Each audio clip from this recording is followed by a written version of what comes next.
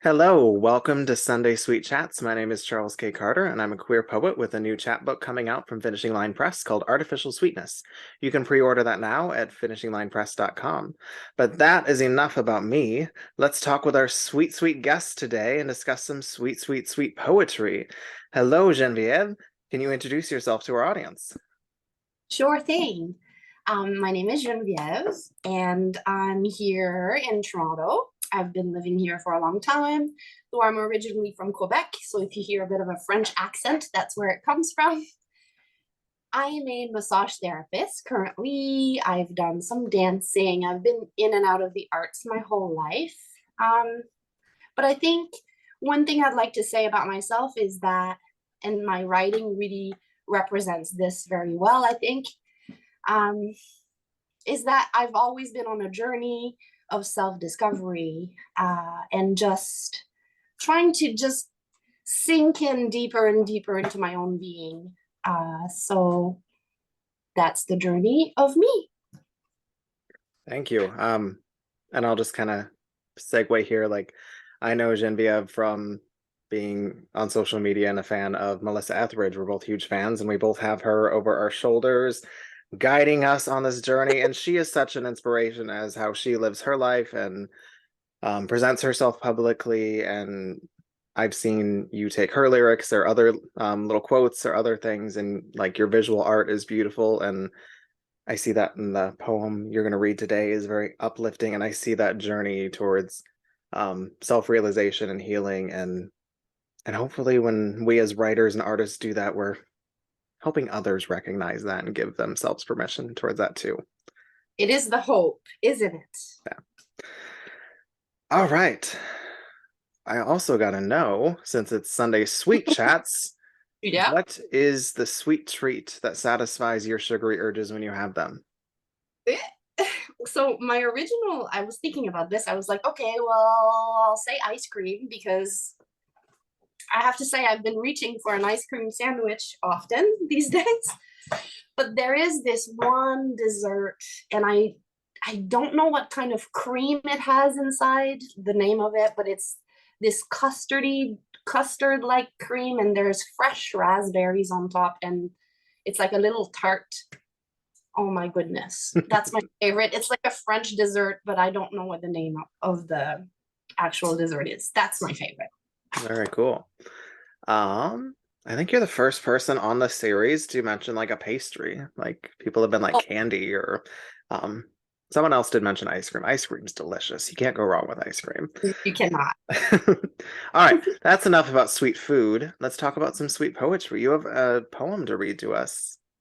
I Go sure for do. it. Sure do.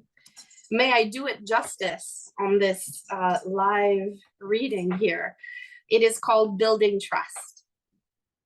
Bear with me. Okay. I reach for the words that spill and guide this morning without a map, without a compass, or any real destination point. I stand here at the edge with delicate feet, soft hands, a tender heart, and a backpack full of journeying with its associated knowings, truths, and tools I have collected along the way. This passage feels new, but not completely unfamiliar. Perhaps we've been here before? Or perhaps it's a different version of myself that's new here? There's a narrow opening that leads into a lush, thick forest of magical trees, dense and rooted. I feel small, a little dot at the edge of the world, and I hear the words, faint but clear. The trees whisper an invitation to step in, one delicate foot forward at a time. Come in. You're welcome here. It's safe here. I'm often tempted to turn around, to abandon self on the roadside as my feet turn into cement and darkness tries to fill my lungs. But every day I make the trek to this edge and hear the whispering trees gently brushing against my cheeks. Some days there is more courage to step in, even just a little further. But I've noticed that there is fear here. My knees buckle, my jaw clenches, I freeze. Ice builds up around my rib cage and cracks with each breath. There is fear here. Fear of the unknown, fear of getting lost in there, fear of finding deep treasures of sadness and joy, fear of finding parts of myself I don't yet accept, fear of finding truths I'm not ready to honor, fear of hearing answers that will require actions, fear of finding freedom. So this morning, I decided to make a rope with a series of beautiful, strong, colorful, flowing scarves and wrap it sturdy around my waist.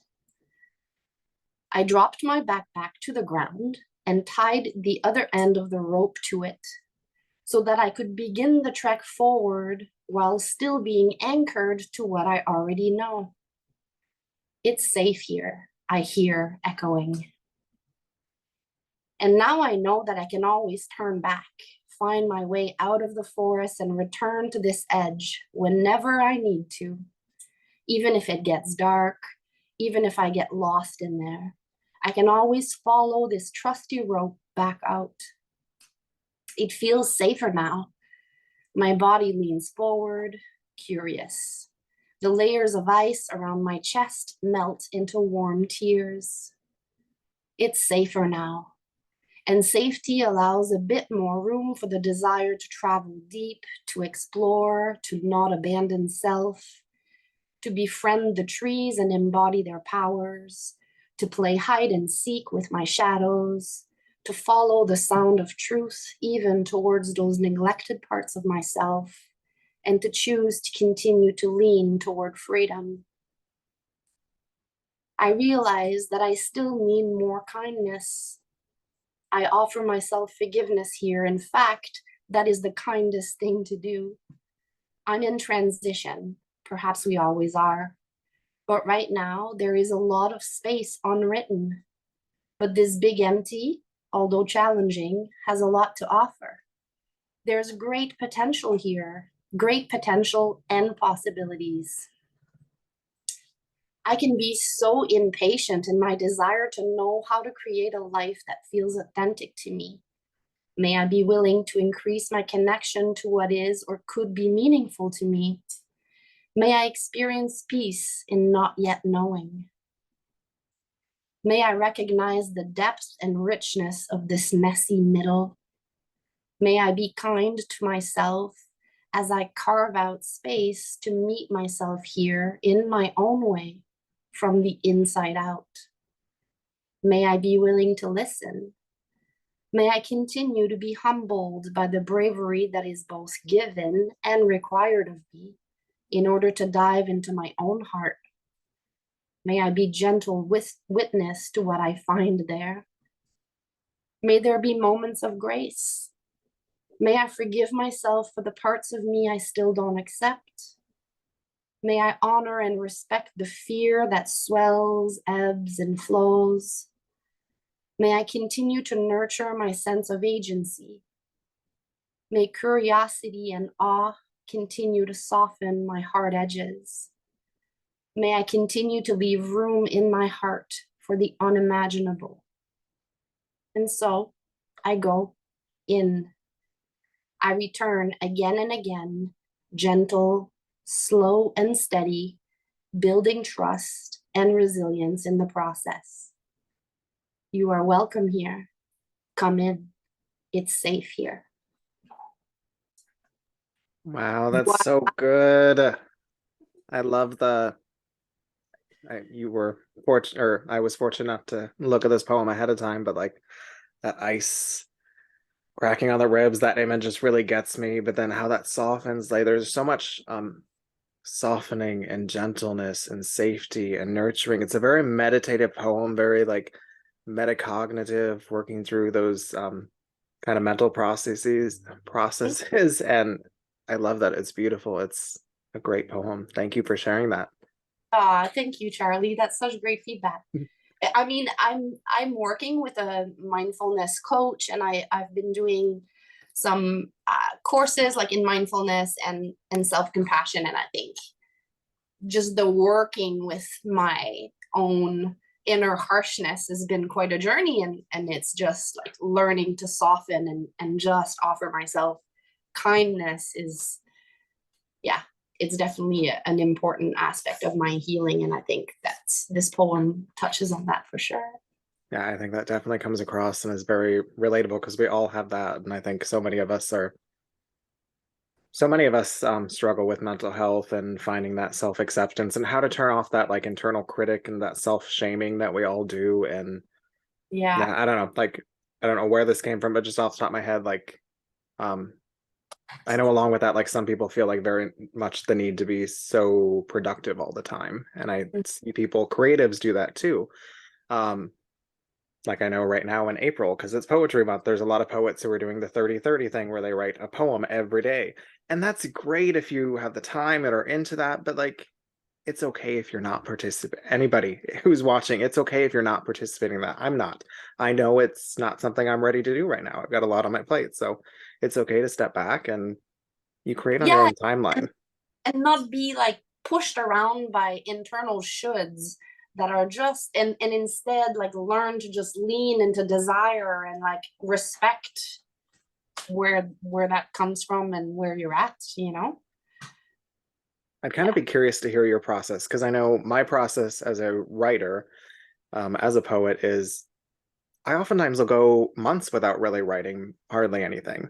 And in that time, though, I'm just living and observing and gathering and, you know, looking for those little moments or little nuggets. And I might jot those down on a piece of paper or in the notes app on my phone, but I don't do anything with it yet. I'm just collecting and living. And I think that's such a profound part of the that process as a poet is just to give yourself space to live and observe.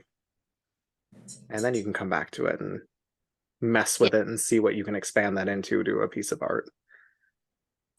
Yeah, my way of doing things is it's like curiosity and inquiry for me. Writing has always been. I remember in high school, I read the journals of Anais and like her actual journals, like diaries, and she was so inspiring to me. And so writing became a way of knowing myself better. And yeah, it sort of connects me to my capital S self, like that wise, bigger person that has, yeah, a lot of wisdom and that knows things. So for me, I think visual arts is a little bit different for me. Like you said, that you've seen my art. Like I think there's a bit of collecting of things in terms of my visual art, but I think for me, my writing is very cathartic, and it's a relationship in getting to know myself, and out of that, certain little pockets of writing then lends itself into a poem. So I'll be journaling a lot, and then I'll have let's say a paragraph, and I'm like, oh, there's a lot of imagery here. There's like I feel really tapped into that feeling.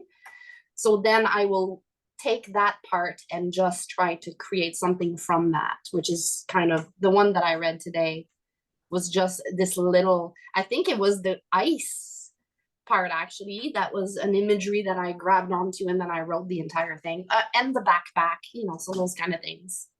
And then I edit and I edit and I edit and I edit, and it becomes what it becomes, right?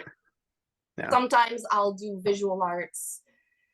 Um, I'll do some my drawings. I'll look at the poem, and then I'll try to do a piece where I will include poetry within the art piece.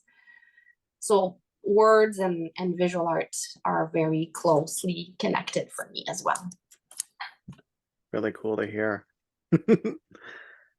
Thank you for sharing that. I loved hearing that. Is there anything else exciting going on you want to share with our audience?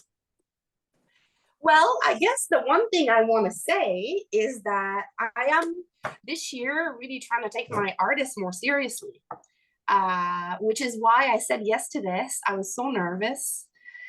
And a part of me was like, "Oh, you can't do this," and I'm like, "Yes, I can." So I've self-published a poetry book in 2010, and I feel like I have enough material right now that I can start editing and actually put my second book together. So I'm hoping to do that, but I'm just making a commitment verbally to the world that I'm making more room for my artist, whether it's getting a book ready or writing more or doing more art or even some video editing, those kind of things that I love. Yeah, so I'm just wanted to verbalize and make that commitment out loud. Yeah. And again, that's fun. That's great. I'm glad that you chose to participate, even though you don't have anything quote unquote to promote right now, that you're just being part of that conversation. And like I said earlier, like it's okay that we're not all like hyper committed to something at this moment. Just part of that journey to give yourself breath and that gentleness, like you Mhm. kept saying in your poem, that gentleness. We need to be gentle with one another and allow ourselves that space. Space was another thing up that came up a lot in your poem. Give yourself that space to foster that curiosity and that creativity. Trust, right? Just trust that it comes. Yeah, It comes, it does, it always does. it does, right? Even though we think, oh, it's never gonna come back. I'm never gonna write again. That's the end. Oh, it comes. Just trust its rhythm. Yeah. I really appreciate you having me on this. And and you and I need to chat some more. Definitely. Yeah. Thank you so much, Genevieve, for being here. I'm so grateful. It's been such a sweet treat to have you. My name is Charles K. Carter, and I hope to catch you next Sunday for another episode of Sunday Sweet Chats. Bye, everyone.